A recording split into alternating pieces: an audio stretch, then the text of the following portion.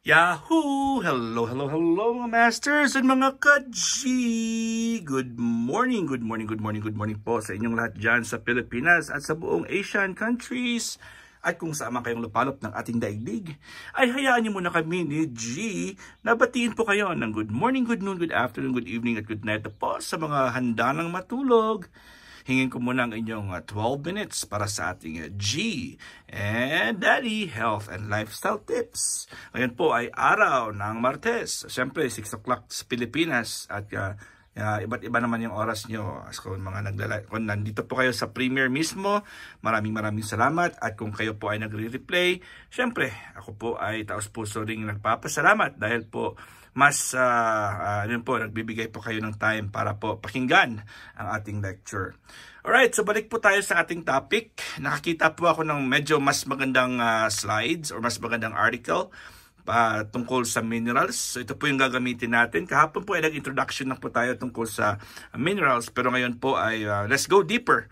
Okay, so marami tayong pag-uusapan mga masters. Ito po, nandito na tayo ngayon. Sabi nila ay marami po ang nako-confuse kung ano, kung akala po kasi nila pareho lang po ang minerals at vitamins. So, di ba?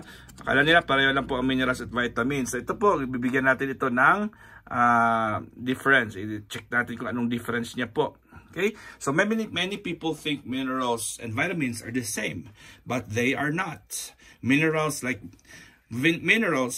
vitamins are important nutrients found in food. Kailangan po yan sa ating katawan. Importante po yan. At kailangan po halos lahat ng kinakain natin supposed to be ay merong vitamins and minerals. Okay?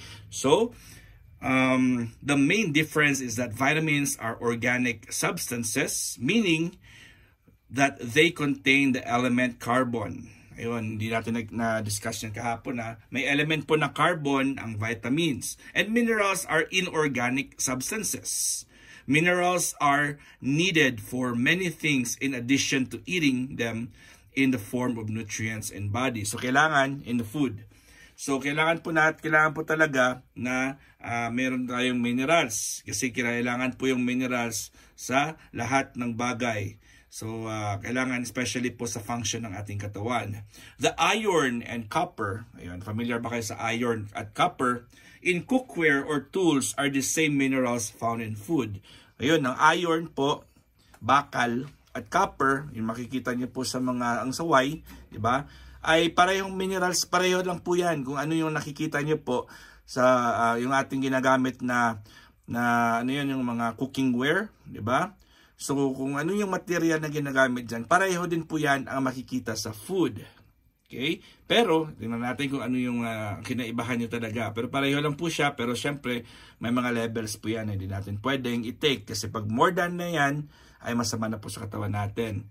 Okay? So, that is why cooking in a cast iron skillet can provide iron in the diet. Oy, pag tayo pala ay nagluluto pala sa iron skillet or sa yung lulutuan na made of iron, so automatic pala, meron na pala tayong iron na ma-absorb sa ating pagkain. O di ba? Hindi ko po alam 'yan, pero at least dito nakikita natin dito, di ba?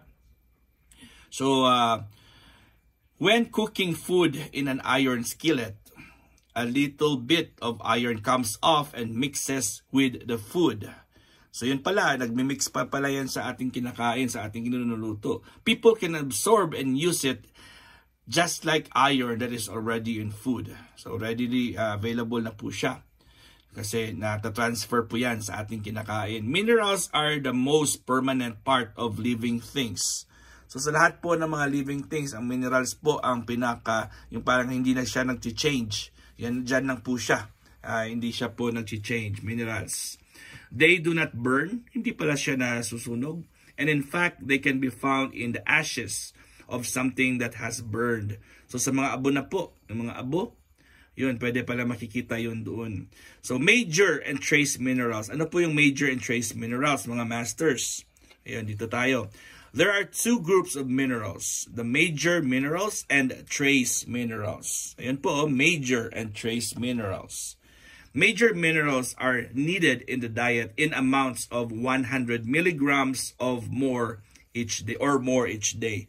So kailangan po yung mga major minerals po ay makakaabot tayo ng 100 milligrams a day or more every day.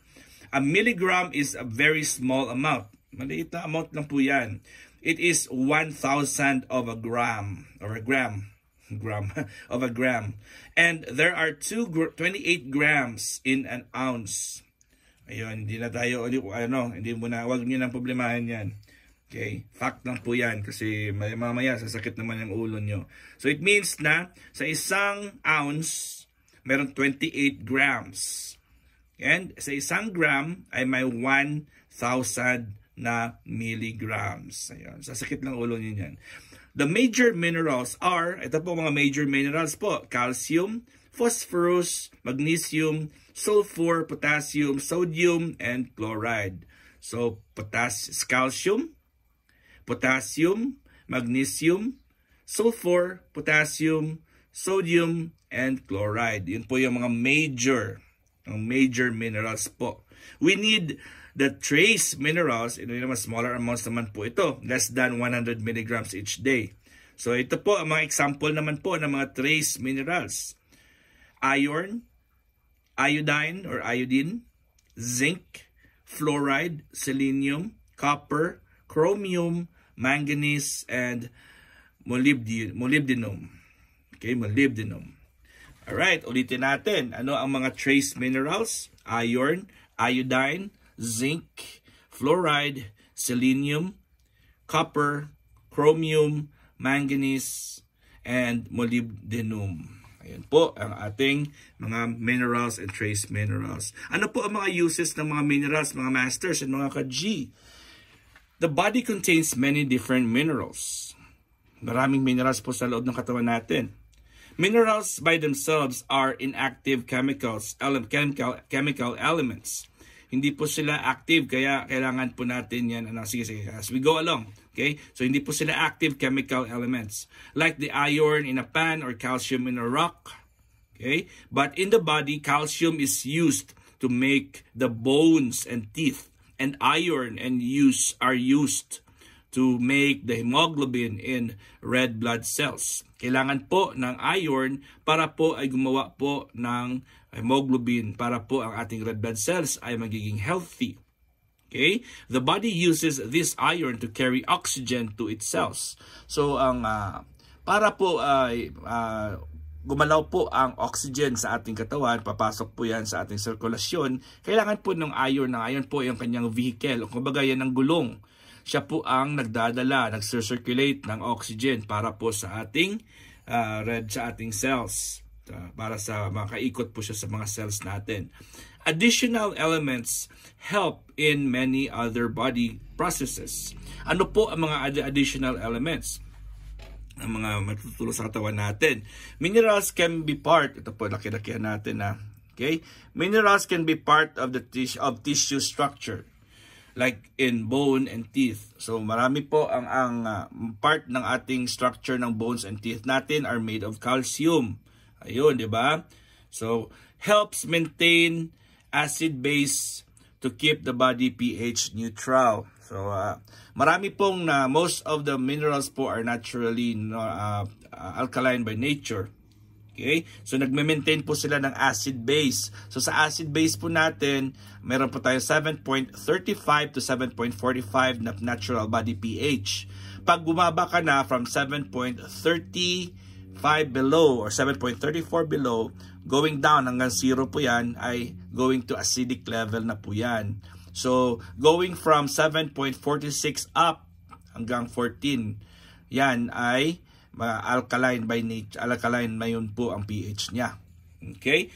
So, helps regulate the body processes such as enzyme systems. So, syempre, ang ating mga minerals po ay tumutulong po yan para po ay mapatrabaho ng mabuti ang ating digestive system, especially po yung mga enzymes sa ating katawan. So, hindi lang po digestive system ang may enzymes, pati po yung ating mga ibang mga systems. Okay? Mga circulatory system natin, yung ating, maraming systems, maraming enzymes po. Ang importante, para sa mga production and metabolism of other organs, para po ay mas lalong magiging healthy po siya. Okay, minerals function in nerve impulse transmission and muscle contraction. Ayun, so halimbawa, ang pagpitik-pitik ng ating mga puso, ayun, meron po siyang minerals na kailangan po dyan. Okay, like calcium and potassium and magnesium, ay kailangan po yan sila.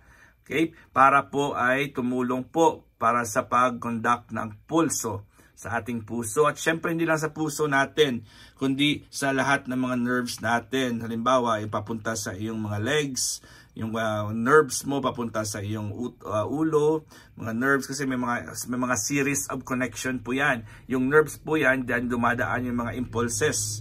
Kumbaga, kung yung sakit, yung kirot, yan, dyan po siya dumadaan para kung saan po yung may pain, kung saan po yung may damage na area, doon po siya magpaparamdam or doon po aabot ang impulse. Okay? So pag mahina po or low ang iyong mineral reserve sa katawan mo, ay hindi ka rin hindi mo mafe-feel or sobrang sakit yung mafe-feel mo. Diba? So minerals help release energy from food. Ayan, very important ang minerals para may release or para makaproduce po tayo ng energy. Ayun po mga masters, hanggang dito lang po tayo. Bukas ulit at hanggang 12 minutes lang po tayo at babalik muna tayo kay G. Ayan, maraming salamat at kita-kits tayo mamaya sa ating Premier Marathon sa Bahay Kulitan. At maraming salamat po talaga sa inyong full love and support. At again, kita-kits ulit tayo. At ako po ay very happy dahil po ay marami na po sa inyo ang nagre-replay at nag-share ng ating health and lifestyle tips.